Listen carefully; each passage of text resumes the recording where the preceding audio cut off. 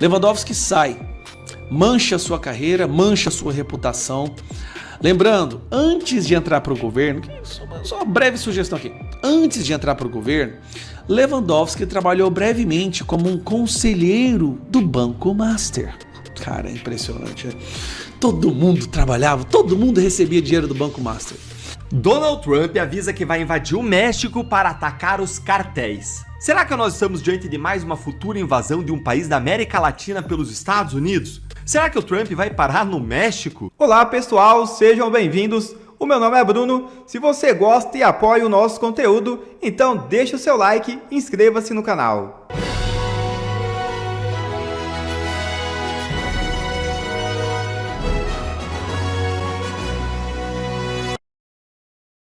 Ministros de Lula entram em parafuso e Lewandowski puxa a fila. É isso mesmo.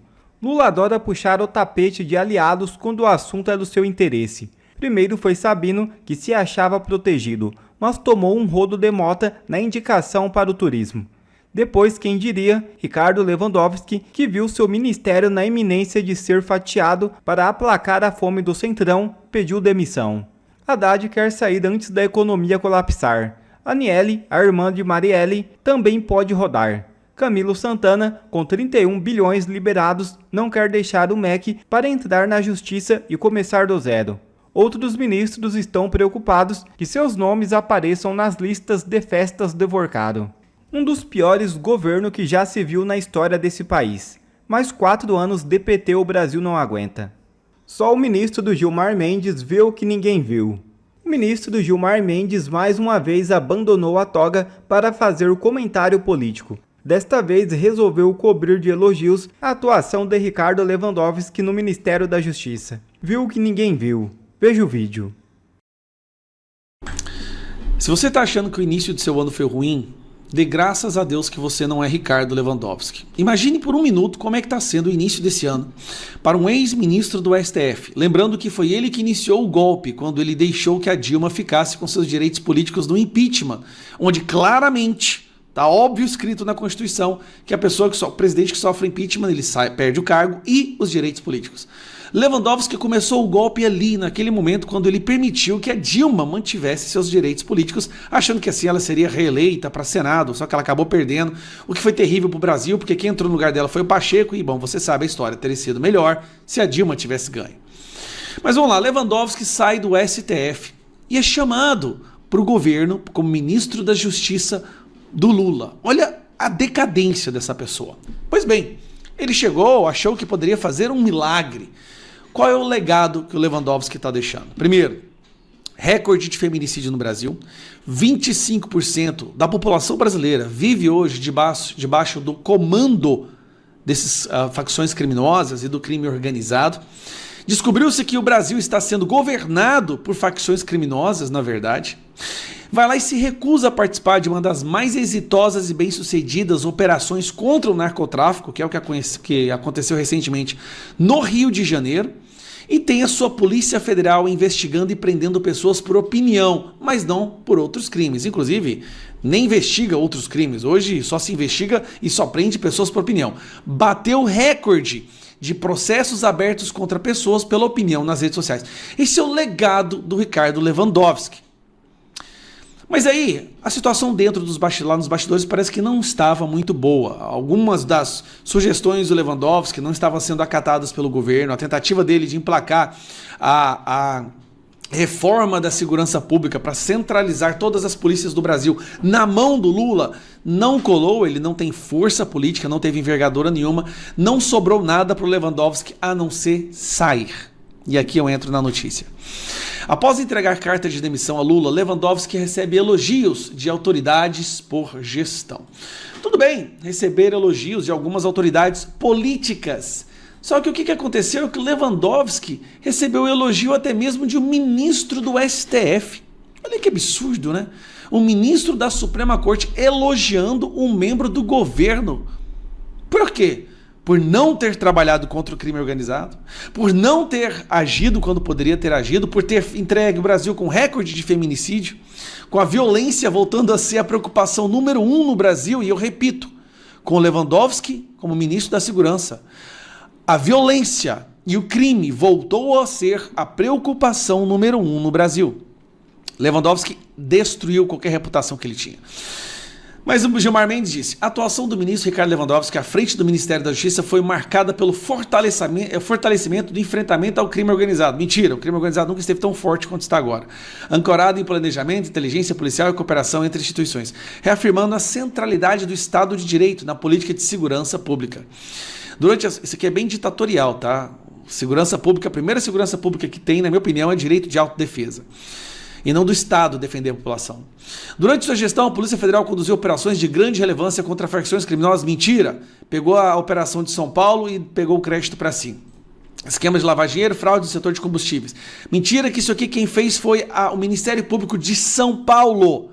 Foi o Ministério... O que a Polícia Federal fez, e o Lewandowski fez, provavelmente foi avisar alguns dos chefões do crime organizado que deu tempo deles fugirem, tá bom? Tentou passar a PEC da segurança pública, não colou. Tá? Porque o projeto antifacção, que diminuía a pena de faccionados, a gente mudou. O projeto de segurança pública que não colou a centralização de todo o poder. E aqui, pagando pau, isso aqui é o Gilmar Mendes, o ministro do STF. Mas agora você vai saber a verdade. Por que o Lewandowski, se você acha que ele abandonou, que ele foi embora, que ele pulou fora do barco, porque os resultados que ele estava entregando eram péssimos? Não, porque esse é o propósito do PT. O propósito do PT é esse, é entregar péssimos resultados, péssimos números da segurança pública. Quanto mais o Brasil ficar controlado por traficante, por criminoso, melhor para a esquerda. Não foi por isso que o Lewandowski saiu. Saiu um bastidor agora que eu quero te mostrar. Aqui, ó. O desabafo de Lewandowski a um aliado ao sair do governo Lula. O agora ex-ministro da Justiça sofreu com o conhecido fogo amigo petista no governo. As poucas ações que o Lewandowski tentou fazer que realmente pudesse incorrer ou resultar em prisão de criminosos, o PT não deixou. Vamos na matéria? Primeiro-ministro de Lula, ao deixar o governo deste ano, Ricardo Lewandowski, resumiu a um aliado nessa semana seu sentimento ao deixar a política em Brasília: cansaço e ressaca. Aí trabalhar com pinguço vai dar ressaca mesmo. Ex-ministro do Supremo e agora ex-auxiliar de Lula foi para o Ministério da Justiça buscando reeditar sucesso vivido por Nelson Jobim e Márcio Tomás, bastos em governos petistas. As coisas não correram como ele imaginava. Boicotado pelo fogo amigo petista, Lewandowski viu as principais apostas da sua gestão serem engavetadas na Casa Civil por Rui Costa. Rui Costa é quem realmente manda. Ele também penou em sabatinas, em reuniões de parlamento, onde o respeito visto nos tempos de ministro do Supremo já não existia. A gestão de Lewandowski colheu bons resultados. Quais bons resultados? O domínio do Brasil pelo narcotráfico, por facções criminosas e o crime organizado. Bom, Lewandowski está saindo do governo porque as poucas ações que ele tentou implementar, que poderiam gerar algum resultado para melhorar a segurança pública, foram barrados pelo PT. Cansaço, ressaca, fogo amigo. Ele saiu porque não aguentou trabalhar com o petismo. Mas Lewandowski, você dedicou a sua vida a defender esse partido, a defender os membros desse partido, a defender essa ideologia. E aí quando você foi trabalhar com eles, percebeu que eles não são o que eles realmente pregam? Será que o Lewandowski realmente acreditava que o PT ia fazer alguma ação para diminuir a criminalidade do Brasil? Lewandowski, o seu chefe disse que o traficante é vítima do usuário Lewandowski. Eu posso falar, foi naquele momento que você falou assim: agora eu tenho que sair. Eu tenho certeza. Foi nesse momento que você deve ter pensado assim: agora não tem jeito mais, cara. Depois dessa, como é que eu vou defender um governo que fala que o traficante é vítima do usuário? Lewandowski sai, mancha a sua carreira, mancha a sua reputação. Lembrando, antes de entrar para o governo, só uma breve sugestão aqui. Antes de entrar para o governo, Lewandowski trabalhou brevemente como um conselheiro do Banco Master. Cara, é impressionante, né? Todo mundo trabalhava, todo mundo recebia dinheiro do Banco Master. Saiu do STF e por um leve e breve tempo foi trabalhar como conselheiro do Banco Master. E o filho do Lewandowski é um advogado impressionante. Ele é melhor que a esposa do Alexandre de Moraes.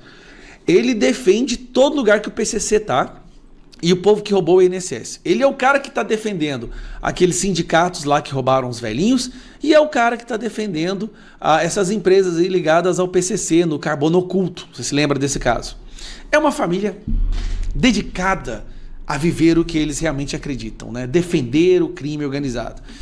Bom, entrou um cara agora que ninguém conhece, vamos ver qual que é o histórico dele, mas provavelmente deve ser a mesma coisa. De acordo com a matéria, ele é de confiança do Lewandowski. Então, você pode esperar a mesma podridão dessa gestão do Ministério da Justiça que a gente viu nas mãos do Lewandowski. Cara, olha, presta atenção. Flávio Dino sai do Ministério da Justiça, vai para o STF. Lewandowski sai do STF e vai para o Ministério da Justiça. Cara, e os dois, recorde de feminicídio, Brasil dominado pelo crime organizado. Mais 4 anos de PT a gente não aguenta. Mas não aguenta. Vamos focar, galera, em Flávio Bolsonaro para presidente e fazer maioria no Senado. Pode arregaçar as mangas, porque esse ano vocês vão ter que militar e pedir voto muito mais do que vocês pediram em 2018 e 2022, porque agora é sobrevivência. Donald Trump avisa que vai invadir o México para atacar os cartéis. Será que nós estamos diante de mais uma futura invasão de um país da América Latina pelos Estados Unidos? Calma que eu vou te explicar tudo nesse nosso encontro com justiça de hoje em 2 pontos. Primeiro, o que foi que o Trump disse sobre essa possível invasão? E segundo, eu vou responder a seguinte pergunta. Será que o Trump vai parar no México? Vamos então direto ao primeiro ponto com essa matéria aqui que saiu no Globo. Trump diz que Estados Unidos começarão agora a atacar por terra os cartéis do narcotráfico. Eles controlam o México. Dá uma olhadinha aqui no que diz o corpo da matéria. O presidente dos Estados Unidos, Donald Trump, afirmou que o país deve iniciar ataques terrestres contra cartéis do narcotráfico, ampliando as ações militares que nos últimos meses se concentraram em operações marítimas no Oceano Pacífico e no Mar do Caribe. As declarações foram feitas em entrevista exibida na noite agora, dessa quinta-feira, pela Fox News, sem que o presidente desse detalhes sobre alvos, prazos ou países envolvidos. Vamos começar agora a atacar por terra os cartéis. Os cartéis estão controlando o México, disse Trump. É muito triste ver o que aconteceu nesse país. Gente, a verdade é a seguinte, a essa altura, decorrido aí 1 ano desde o começo da nova administração, o Trump escolheu alguns países como alvos, isso para ele tentar obter vantagens comerciais estratégicas, ou então para avançar algum objetivo ideológico ou político, ou ainda para dar respostas para o seu eleitorado interno. Exemplo disso são o tarifaço no mundo inteiro, a Magnitsky no Moraes aqui no Brasil, a derrubada do Maduro na Venezuela e a briga pública com o Gustavo Petro lá na Colômbia. O Gustavo Petro, aliás, estava até pouco tempo em uma disputa muito grande com Donald Trump. Trump chegou a ameaçar o presidente colombiano, Petro.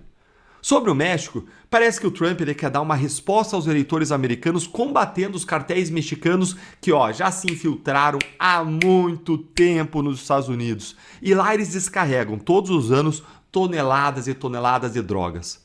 Eu mesmo, como procurador da República, no Ministério Público, em todo o tempo aí que vocês conheceram, antes da Lava Jato, um pouco tempo antes, eu mesmo processei um dos líderes do chamado Cartel de los Soles, que era um chamado El Senhor de los Cielos. Esse líder era apelidado aí de O Senhor dos Céus. Por quê, Dilton?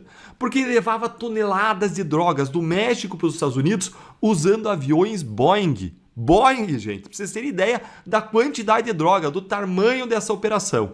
O Trump já disse que ele conversou com a presidente mexicana sobre a eliminação dos cartéis e ela teria se negado a querer fazer esse combate. Olha aqui o que disse o Trump sobre isso. Eu traduzi aqui para o português para vocês acompanharem comigo pelo Google. Ela tem muito medo dos cartéis, disse Trump sobre a presidente mexicana Claudia Sheinbaum, em entrevista à Fox News no sábado. Eu perguntei a ela muitas vezes, a senhora gostaria que eliminássemos os cartéis? Sheinbaum, segundo ele, recusou.